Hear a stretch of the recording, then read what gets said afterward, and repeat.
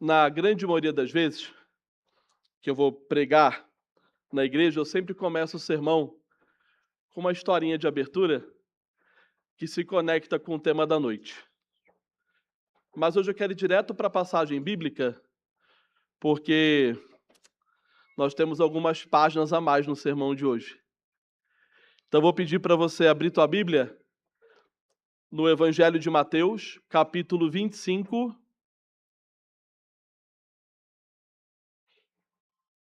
Evangelho de Mateus, capítulo 25.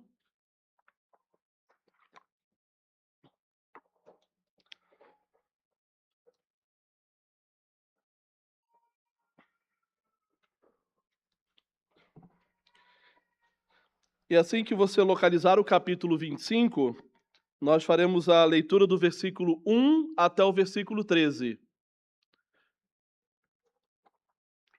Mateus 25, do versículo 1 até o versículo 13. E a palavra de Deus diz assim: Então o reino dos céus será semelhante a 10 virgens, que tomando as suas lâmpadas, saíram a encontrar-se com o noivo. 5 dentre elas eram nécias e 5 prudentes. As nécias, ao tomarem as suas lâmpadas, não levaram azeite consigo. No entanto, as prudentes, além das lâmpadas, levaram azeite nas vasilhas. E tardando o noivo, foram todas tomadas de sono e adormeceram. Mas à meia-noite ouviu-se um grito: Eis o noivo! Saí ao seu encontro! Então se levantaram todas aquelas virgens e prepararam as suas lâmpadas.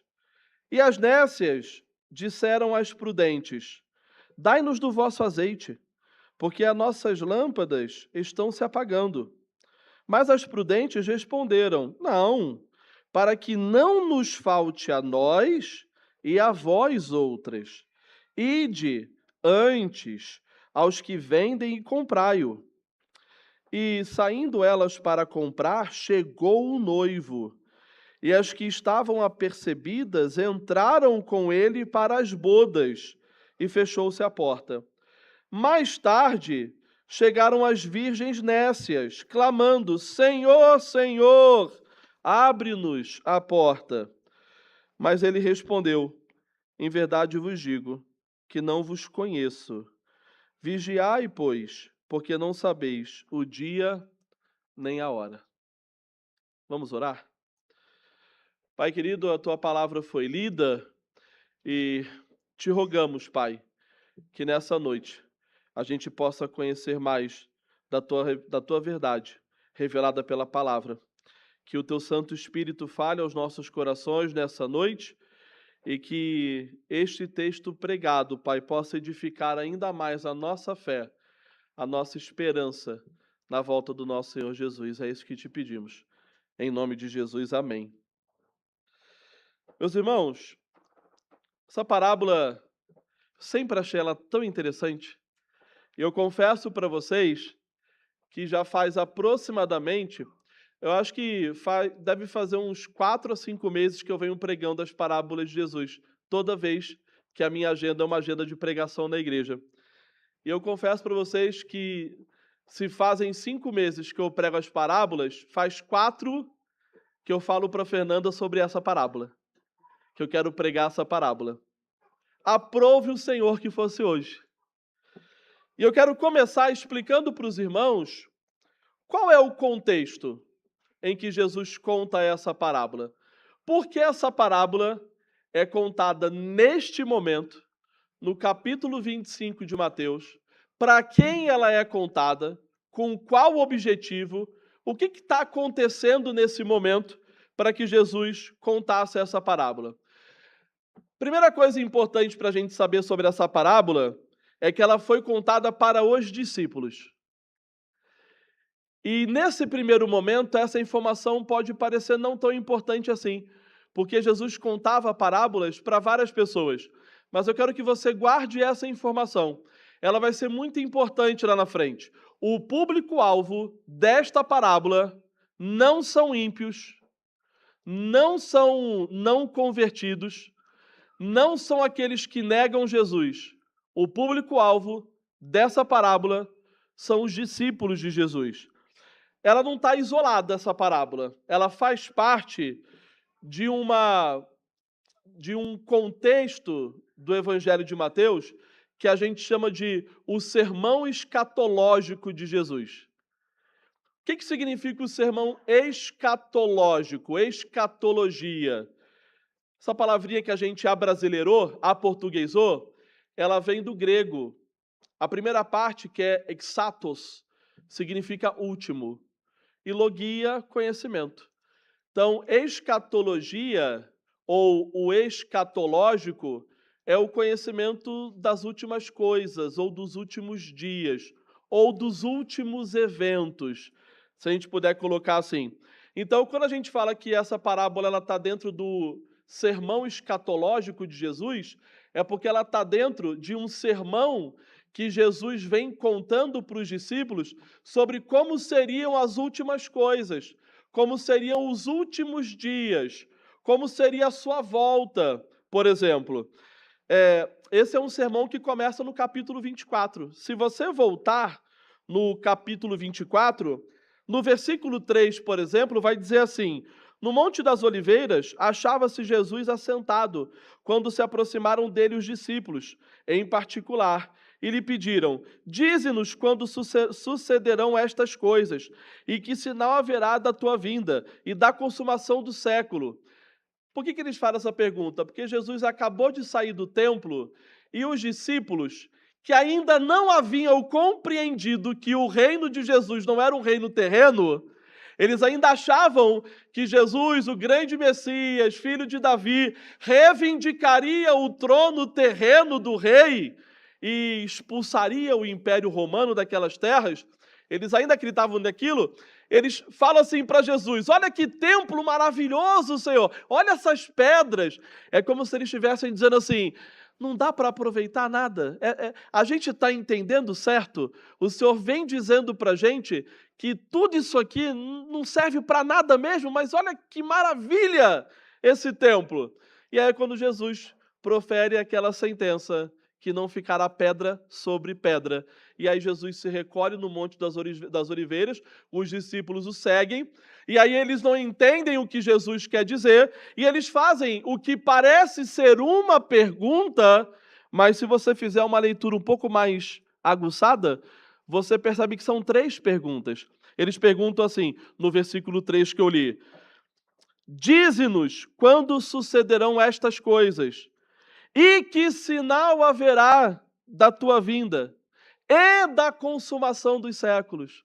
E aí, quando você vai lendo o restante do capítulo, você percebe que, na verdade, é mais de uma pergunta na mesma frase, e Jesus vai respondendo cada uma delas. Portanto, meus irmãos, lembra quando eu falei que essa parábola está sendo contada para discípulos? É fundamental que, a partir daqui, a lente que você use... Como assim a lente? Quando você ouvir esse sermão, tenha em mente, ele não está sendo pregado para pessoas que não creem em Jesus.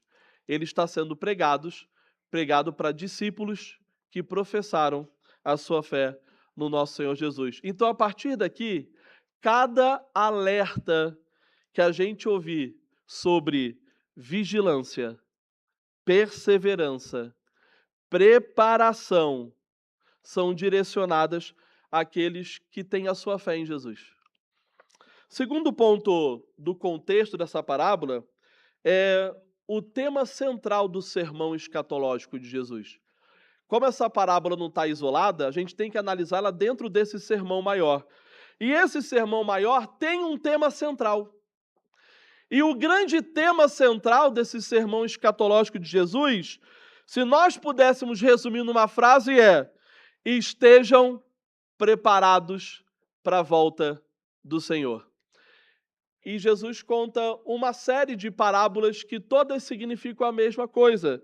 A gente vai ver um pouquinho sobre elas ao longo da pregação, mas Jesus responde aos discípulos, quando eles fazem aquelas 3 perguntas, que na volta do Filho do Homem, na segunda vinda, haverão alguns sinais, haverão alguns eventos que acontecerão que marcarão esse retorno. Por exemplo, o engano espiritual, a perseguição, a frieza espiritual. O que justifica, a gente começa a entender a preocupação de Jesus em falar: perseverem, perseverem, perseverem, estejam preparados, estejam atentos, estejam vigilantes.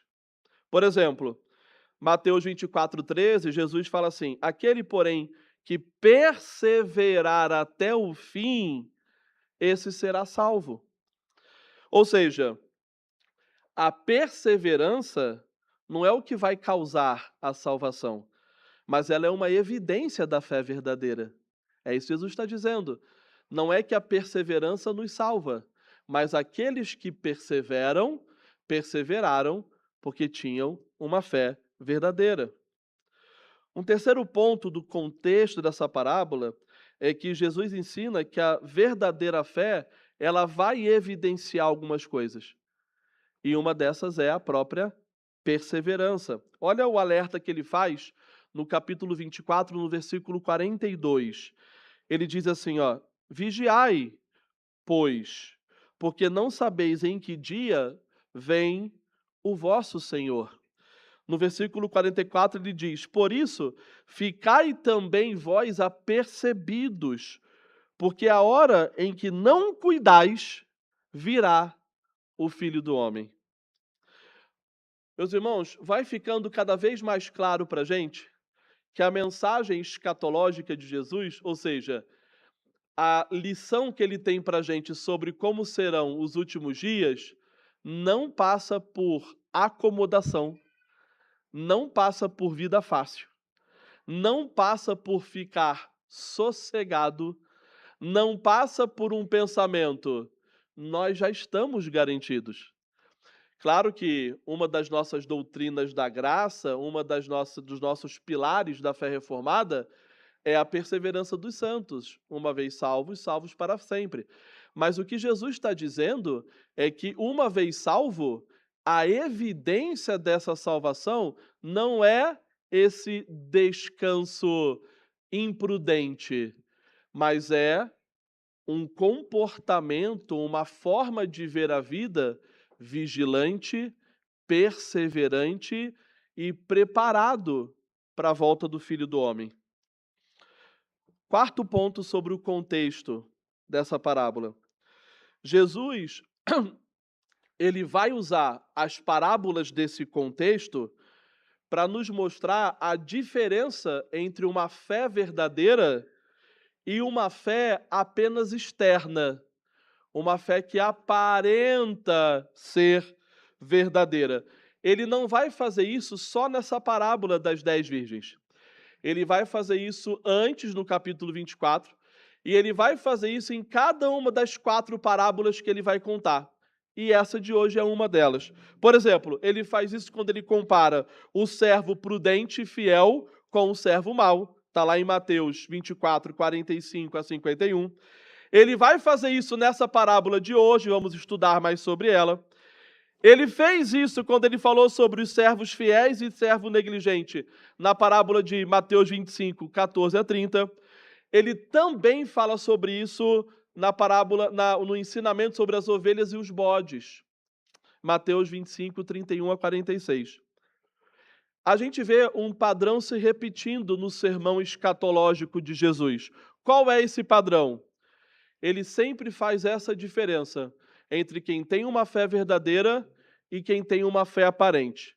Ambos pertencem ao ambiente religioso e todas as parábolas deixam claro isso, que os dois grupos, o da fé verdadeira e o da fé aparente, ambos pertencem ao ambiente religioso, ambos aguardam o Senhor, e a parábola de hoje vai deixar isso ainda mais claro, ambos aguardam o Senhor, ambos usufruem de privilégios externos, mas somente alguns deles demonstram uma fé verdadeiramente salvadora, aqueles que perseveram até o fim.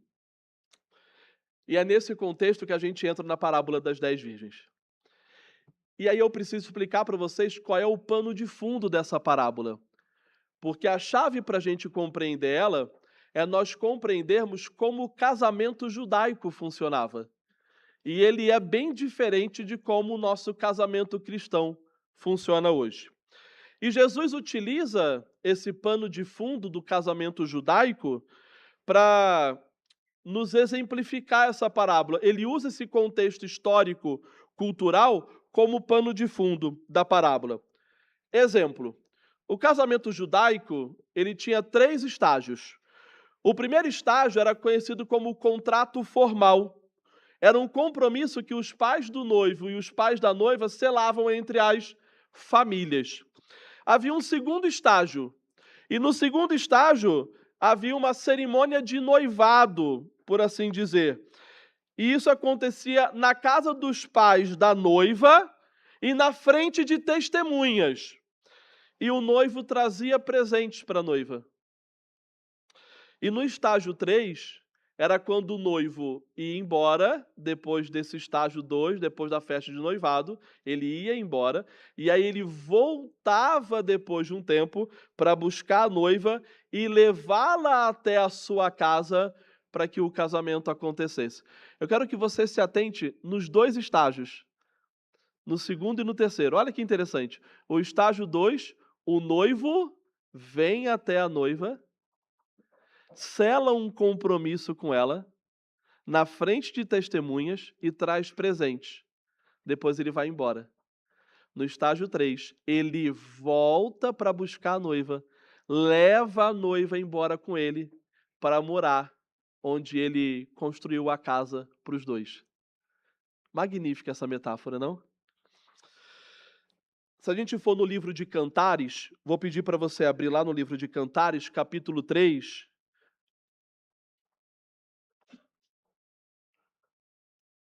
Livro de Cantares, capítulo 3, a partir do versículo 6.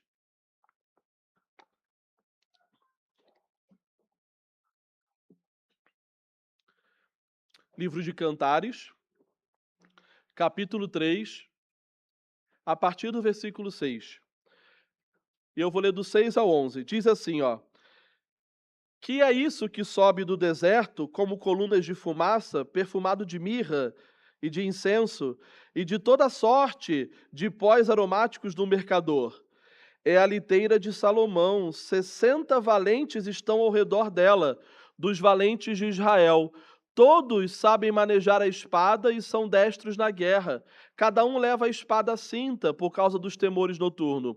O rei Salomão fez para si um palanquim de madeira do Líbano. Fez-lhe as colunas de prata e espada de ouro, o assento de púrpura e tudo interiormente ordenado com amor pelas filhas de Jerusalém. Saí, ó filhas de Sião, e contemplai o rei Salomão com a coroa com que sua mãe o coroou no dia do seu desposório, no dia do júbilo do seu coração. Esse texto que a gente está lendo é exatamente a comitiva de um noivo. É exatamente aquele terceiro estágio que a gente viu do casamento judaico. Se você depois tiver curiosidade e você quiser aprofundar nesse trecho de Cantares, se você voltar no capítulo 3, você vai ver a amada procurando o amado. No capítulo 3, versículos 6 a 11, aparece o cortejo do rei no dia do casamento. Do 4, capítulo 4, 1 a 15, o noivo contempla a beleza da noiva. E aí no capítulo 4, a partir do versículo 16, você tem a consumação do amor matrimonial. É muito bacana para você conhecer um pouco mais esse contexto histórico-cultural do casamento judaico. Existe um teólogo que hoje é um dos grandes especialistas no Novo Testamento, chamado D.A. Carson.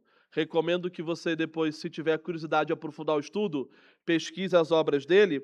Ele diz o seguinte: normalmente, o noivo, com alguns amigos íntimos, deixava sua casa para ir até a casa da noiva, onde havia várias cerimônias, seguidas de uma procissão pelas ruas, depois do anoitecer, até a sua casa. As 10 virgens, elas podem ser tanto madrinhas que ajudaram a noiva, e elas também esperam encontrar o noivo em sua vinda da casa da noiva.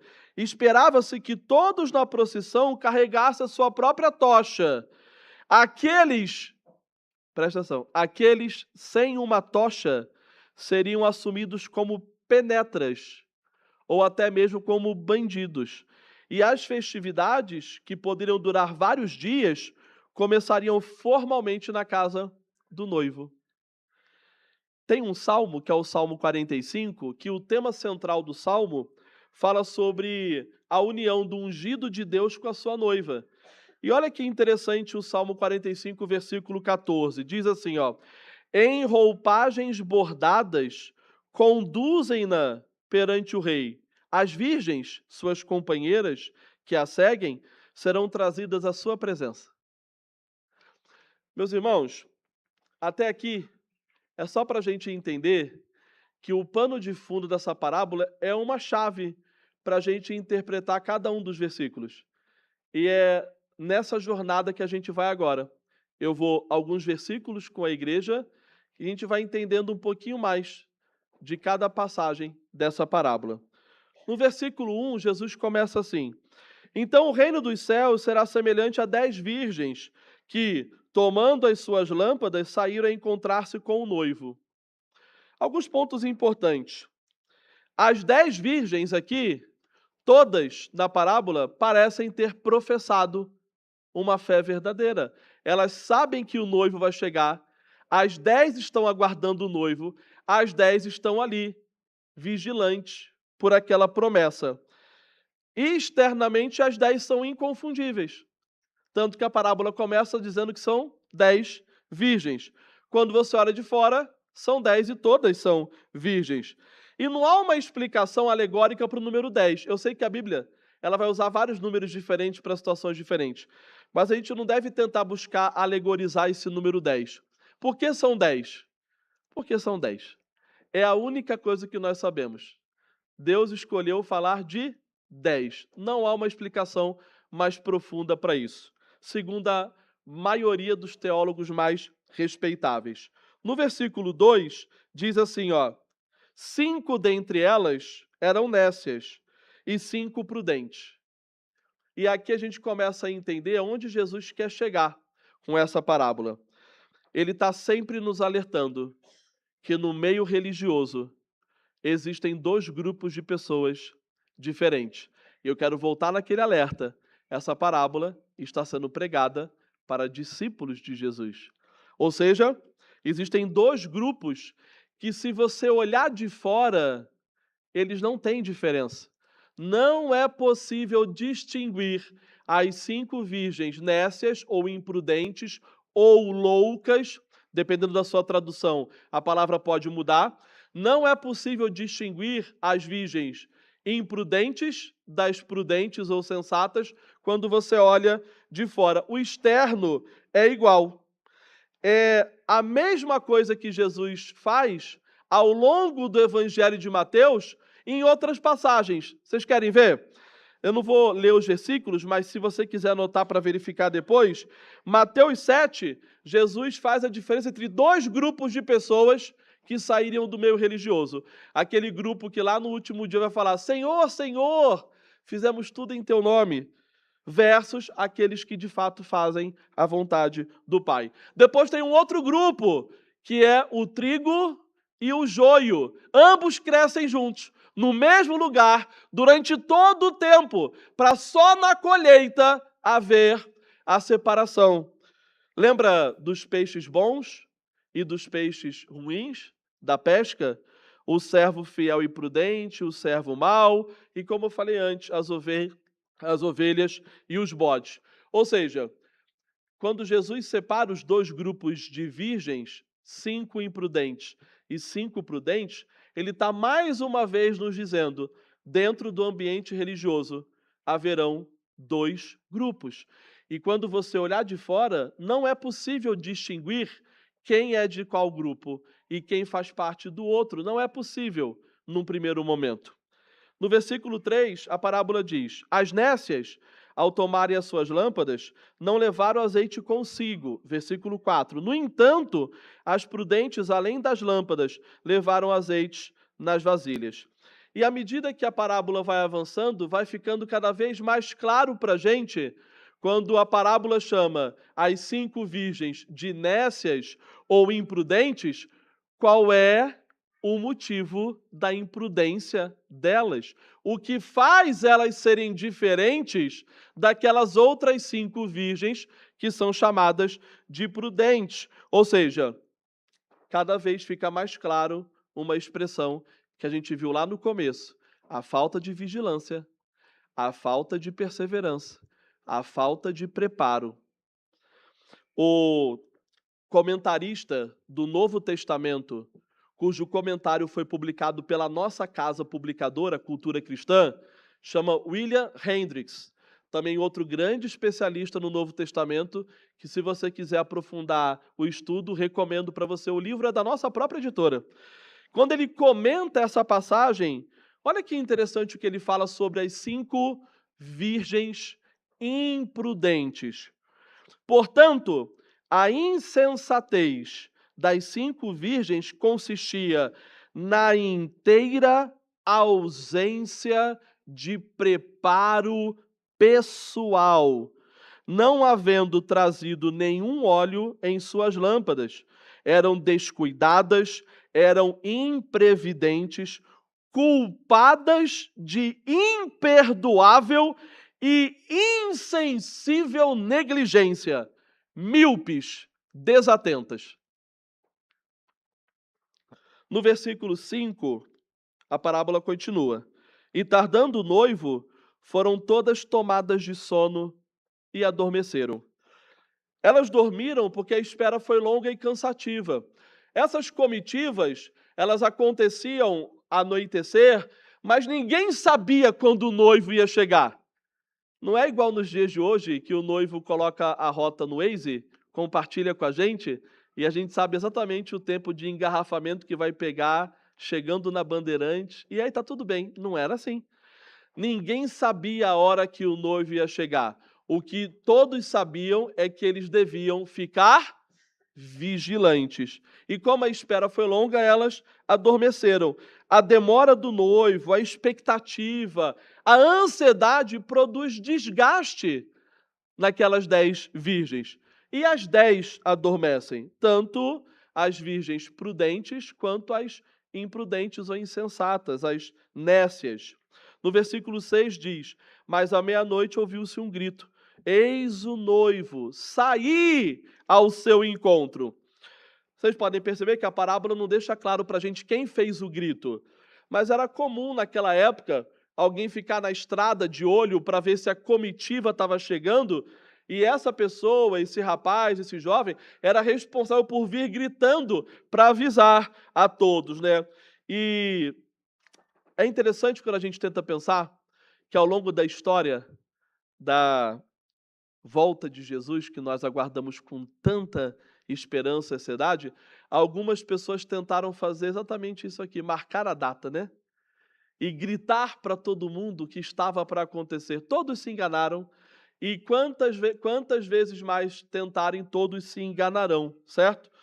Ou seja, quando o noivo chega, ele chega com grande alarido. Não haverá como ignorar a volta do Filho do Homem. É isso que esse grito está dizendo para a gente. Esse grito, avisando a chegada do noivo, é para que a gente saiba que quando Jesus voltar, será impossível ignorar a sua volta. E aí no versículo 7, 8 e 9 diz: então se levantaram todas aquelas virgens e prepararam as suas lâmpadas.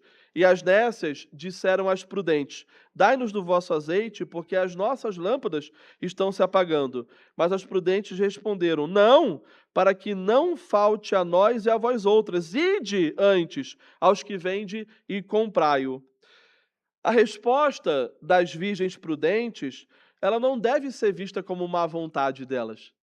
Aquelas virgens prudentes não estavam, de forma egoisticamente, negando-se a ajudar aquelas outras virgens, né, as imprudentes. Essas comitivas nupciais levavam a noite inteira.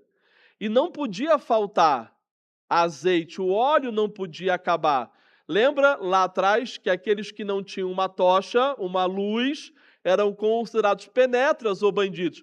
Elas não podiam dividir, porque se dividissem, corria o risco das 10 ficarem pelo meio do caminho. Ou seja, era necessário preparo, planejamento, perseverança. E aí no versículo 10 diz: E saindo elas para comprar, chegou o noivo. E as que estavam apercebidas entraram com ele para as bodas e fechou-se a porta. Você já teve aquela experiência de estar assistindo um filme e de repente tem um personagem principal naquele filme que você tem um certo carinho por ele, você gosta e você torce por ele, e ele vai tomando decisões ao longo do enredo que tudo indica que ele vai se dar mal, que vai dar tudo errado. Tá na cara, menos ele, todo mundo percebe menos ele.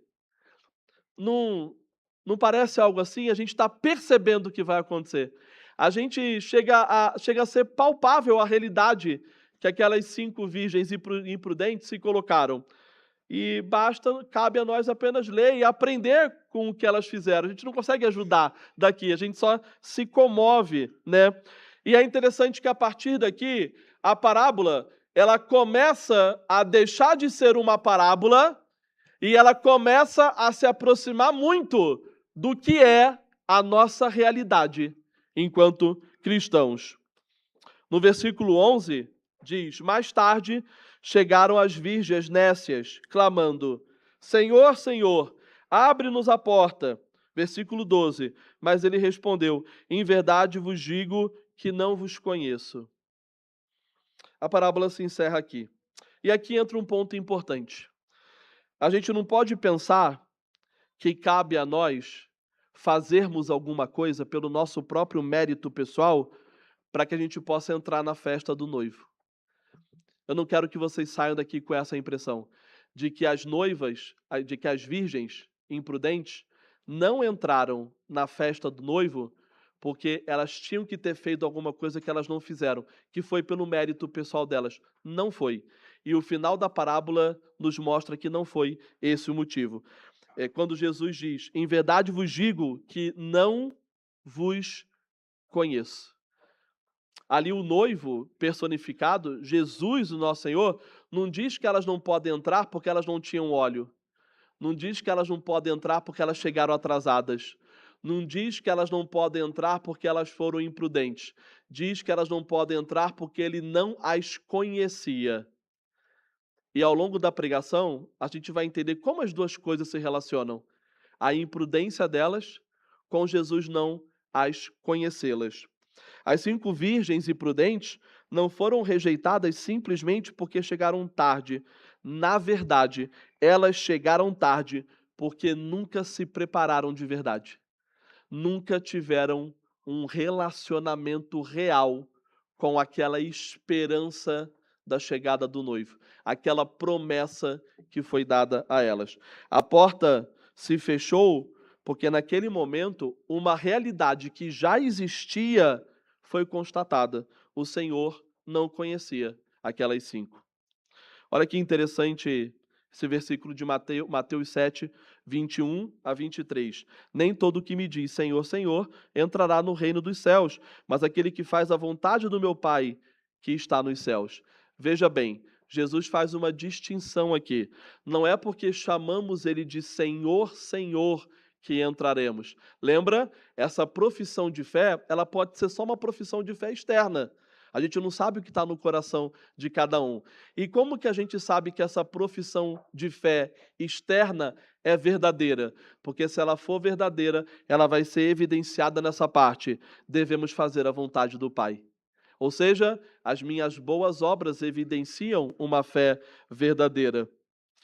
E aí o versículo 13, para a gente encerrar essa chamada de Jesus, comparando com as outras parábolas, ele termina exatamente igual. Muda um pouquinho a frase, mas ele repete essa frase ao longo de todo o capítulo 24 e 25. Vigiai, pois, porque não sabeis o dia nem a hora. E aí Jesus encerra como vem encerrando todas as parábolas que ele vem contando nesse sermão escatológico. Meus irmãos, o que a gente pode aprender com essa parábola?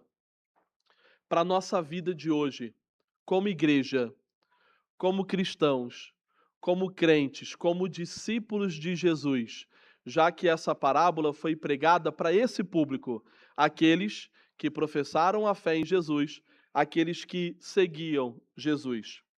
Primeiro ponto, o reencontro com o Senhor será uma grande festa. E a gente precisa se lembrar disso todos os dias, porque a vida talvez fique um pouco mais difícil com o passar do tempo. Lembra que Jesus falou sobre perseguições, esfriamento espiritual, falsas doutrinas e falsos mestres? Pois é, no momento que nós passamos por isso, a gente precisa se lembrar que o reencontro com Jesus será uma grande festa. A vida cristã, ela é marcada pela esperança no retorno do noivo. Como povo de Deus, nós somos chamados a viver aguardando a volta de Cristo e desejando participar dessa grande festa, dessa grande comunhão, que a palavra chama de as bodas do Cordeiro. A parábola, ela compara o reino de Deus com essa festa, um grande banquete. Olha o que fala lá em Apocalipse 19:9. Então me falou o anjo, escreve, bem-aventurados aqueles que são chamados à ceia das bodas do Cordeiro. E acrescentou, são estas as verdadeiras palavras de Deus. Nessa festa, ao mesmo tempo, nós somos convidados a participar dessa festa, mas ao mesmo tempo somos noiva nessa festa, como igreja. Aqui, igreja visível e igreja invisível, passando por todas as pessoas que já professaram a fé em Jesus. E a gente deve viver com essa promessa, a promessa do retorno do amado da nossa alma. Ele nos prometeu o seu retorno e ao retornar, a gente vai celebrar esse retorno nessa perfeita comunhão, nessa grande festa. Festa de casamento é coisa boa para ir, né? Festa de casamento é maravilhoso, o banquete, a comida, a celebração. Você vê no casal aquela esperança de uma vida maravilhosa e feliz. Agora imagina a festa perfeita. E não só a festa perfeita, mas celebrada com perfeição. E com uma família perfeita. Agora imagina essa festa com uma música perfeita. Imagina essa festa com um noivo perfeito. É para a gente começar a ter um vislumbre de como será a volta de Jesus. E a gente precisa, todos os dias, se agarrar nessa promessa e nessa esperança. Quando os dias ficarem difíceis, lembre-se, a volta de Jesus será uma grande festa. Imagina tudo isso acontecendo em perfeita alegria. Assim será a volta de Jesus. O segundo ponto que essa parábola nos ensina para os dias de hoje é somente uma preparação espiritual vai nos habilitar a encontrar com o Senhor. E eu sei que você me ouviu falar lá atrás, eu não quero que vocês pensem que aquelas virgens imprudentes deixaram de entrar porque deixaram de fazer alguma coisa. Como é que o ponto 2 fala isso, então? Somente a preparação espiritual nos habilita a encontrar o Senhor. A mera profissão de fé, ter professado a fé, essa profissão por si só não é suficiente. Eu quero que você me acompanhe em alguns textos. Lá em Romanos capítulo 8, versículo 9, diz assim: vós, porém, não estáis na carne, mas no Espírito, se de fato o Espírito de Deus habita em vós. E se alguém não tem o Espírito de Cristo, esse tal não é dele. Percebe? A profissão de fé, ela é essa professar a fé em Cristo Jesus como nosso Senhor e Salvador, ela pode ser feita por qualquer pessoa. Essa profissão de fé, por si só, não nos habilita a uma fé salvadora, porque ela pode ser feita externamente e sem que o nosso coração tenha sido regenerado. É isso que Jesus alerta quando ele separa esses dois grupos. E olha que interessante quando Paulo diz lá em Romanos: se de fato o Espírito de Deus habita em vós, não estás mais na carne, mas no Espírito. Agora, se você não tem o Espírito, esse tal não é dele. Nós não sabemos, olhando uns para os outros, quem professa uma fé verdadeira ou não. Será que a palavra de Deus nos dá uma orientação de como a gente olhar para a nossa vida e descobrir se a nossa fé é verdadeira? Aí eu preciso ir lá para o texto de Tiago. Vamos lá para Tiago? Tiago, capítulo 2, versículo 19. Tiago, capítulo 2, versículo 19.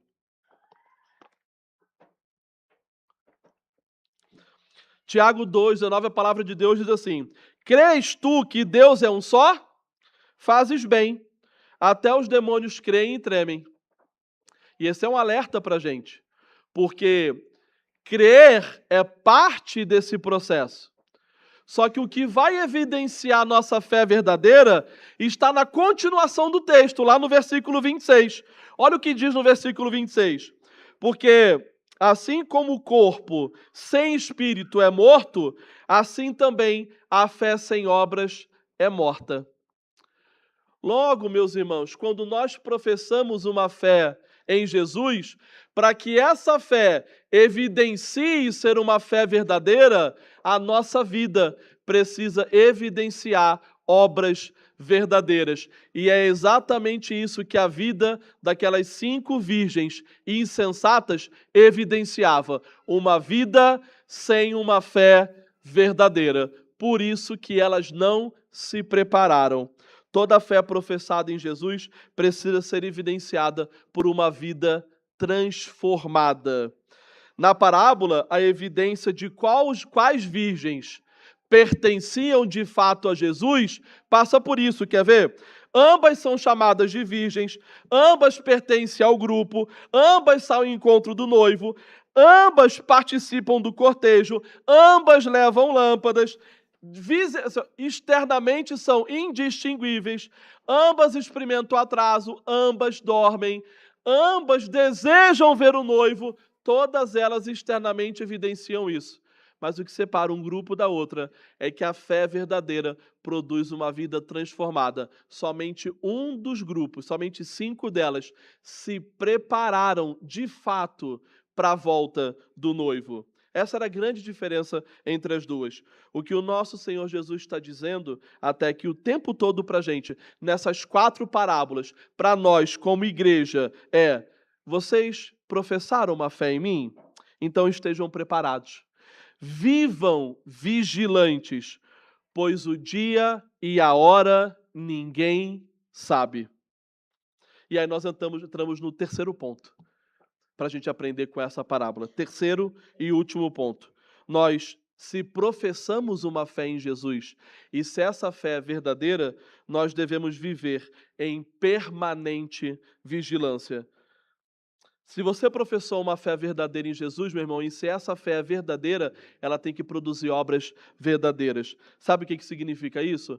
Não espere a hora certa para conhecer mais sobre a palavra. Não espere a hora certa para orar. Não espere a hora certa para pregar. Não espere a hora certa para testemunhar. Não espere a hora certa para fazer discípulos.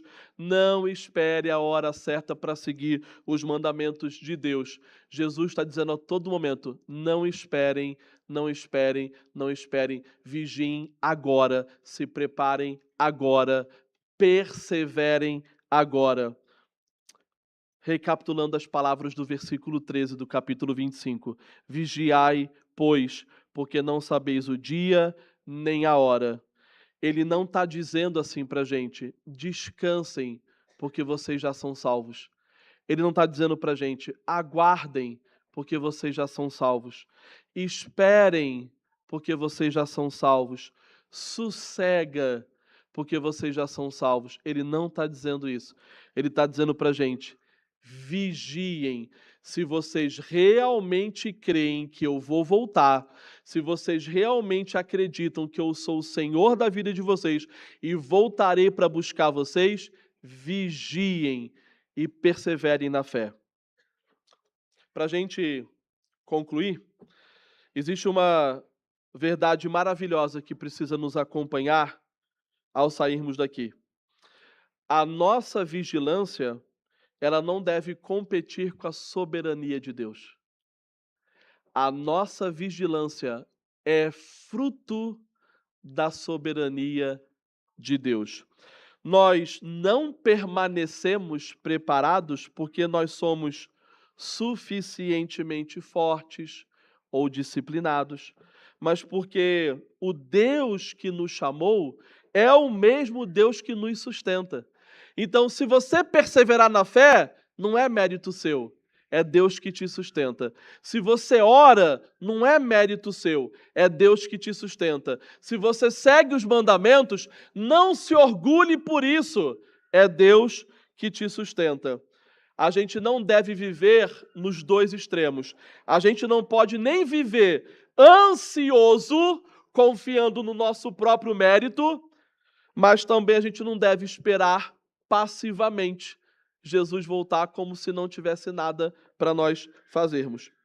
A gente deve viver numa expressão que eu achei maravilhosa quando eu vi, em santa expectativa. Vivendo em vigilância o hoje e confiando que Deus nos preservará até aquele dia. É Deus que vai nos preservar até aquele dia. Eu quero voltar naquele nosso texto da Escola Bíblica do domingo passado, lá de Filipenses, capítulo 2, versículo 12 e 13. Vamos lá comigo? Filipenses, capítulo 2, versículo 12 e 13.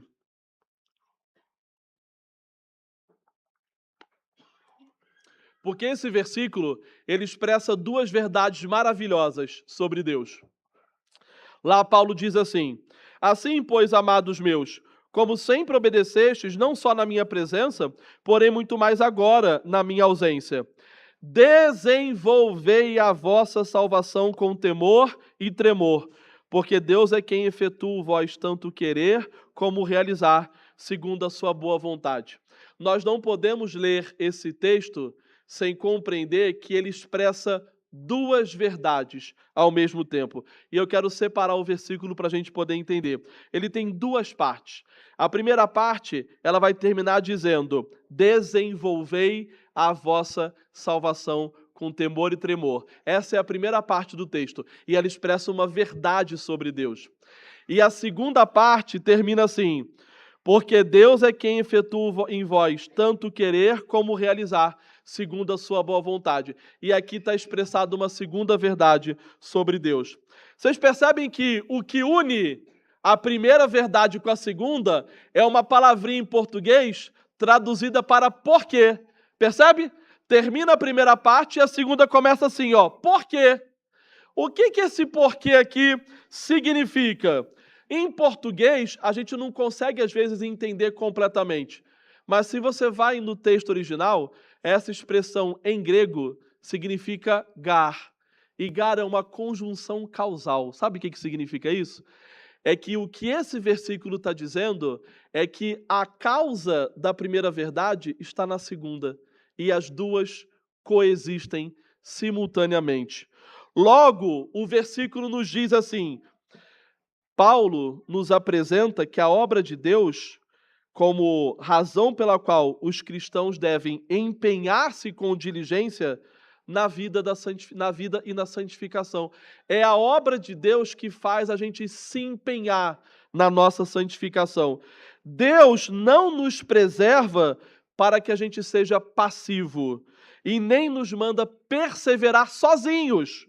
A nossa responsabilidade, ela é fundamental e a graça soberana de Deus é o que nos faz tomar decisões boas, obras boas, escolhas boas, que sem a graça de Deus nós não seremos capazes de ter. Portanto, meus irmãos, para encerrar, vigiemos, conheçamos mais a palavra, oremos mais, nos empenhemos em fazer discípulos, testemunhe do Evangelho. Não espere a hora certa para isso. Faça isso hoje. Não por ter medo de ser abandonado por Deus. Não por achar que você sozinho vai produzir a sua salvação. Mas porque se você pertence à comitiva do noivo, se você pertence à noiva de Cristo, se você foi salvo por Cristo Jesus, se a sua fé de fato é verdadeira, Deus te capacitará para fazer isso. E a vontade de fazer estará no teu coração. E quando ele vier, aqueles que foram preservados por sua graça entrarão com alegria nas bodas do Cordeiro. Amém?